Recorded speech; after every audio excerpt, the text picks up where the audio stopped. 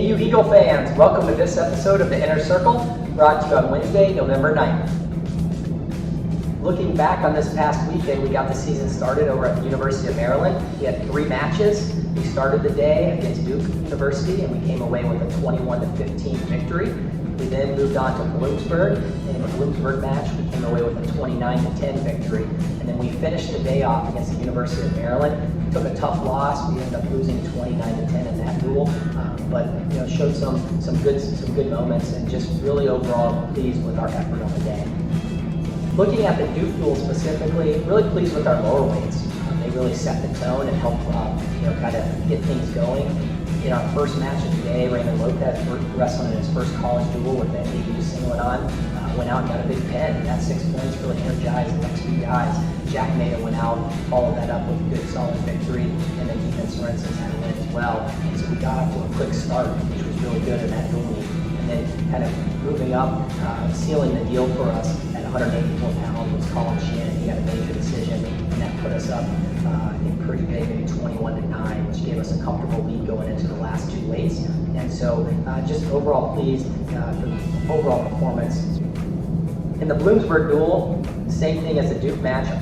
Raymond Lopez went out and really set the tone. He went out and got a big win, dominated his opponent, and kind of energized the bench. But the 2 big highlights for me in that were at 165 pounds, Caleb Campos, a freshman wrestling in his first college dual meet, goes out and finds a way to pin his opponent and score 6 points for the team. That was awesome. And then our big man, Will Gerald, captain up top, goes out and gets a pin in his first matchup at heavyweight. So those 2 things really stood out to me, and we talk a lot about dominating, and when you get pins in dual meets, they're huge, and in that one, obviously the team score reflected that. Finishing the day off against the University of Maryland, we obviously took a tough loss to the Terrapins, but there was a lot of good things to see and take away from that. At 133 pounds, Jack Maida dominated from start to finish, so that was real positive. And then we were just a few executions away from winning a lot of close matches. And obviously we have a young team. We talked about that a lot, and we're going to make those adjustments and turn the corner.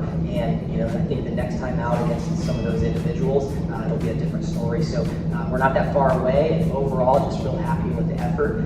2 victories, which is double what we had last year, and one of our themes for this year is being the most improved team in the country. Not just winning and losing, but that is one metric where we want to, it's a tangible result that we can look at. We have 2 wins versus 1 last year, and so that's something to be encouraged by, and we're real excited for this coming weekend. Looking ahead to this upcoming weekend, we're headed down to Charleston, South Carolina for the Citadel Open. It's a small individual tournament. It'll have a handful of Division I teams, a lot of competition that we don't normally see, so we're excited to test ourselves against some different people, and just really excited for another opportunity to see how much better we can get with another week of training. With today being Wednesday, November 9th, you know what that means, Eagle fans. It means it's National Signing Day. I encourage all of you to be on the lookout for a press release regarding our newest additions to this upcoming year's roster. Really excited about this group, and our future is very bright. That's going to do it for this episode of the Inner Circle. Before I let you go, I want to give one big reminder to go online and get your AU Eagle season ticket packages. We have 8 home dual meets this year, starting off on November 18th against Michigan State University right here in Bender Arena, and we need all of you there to help pack the crowd and cheer us on to victory. As always, remember to keep the excitement and go Eagles.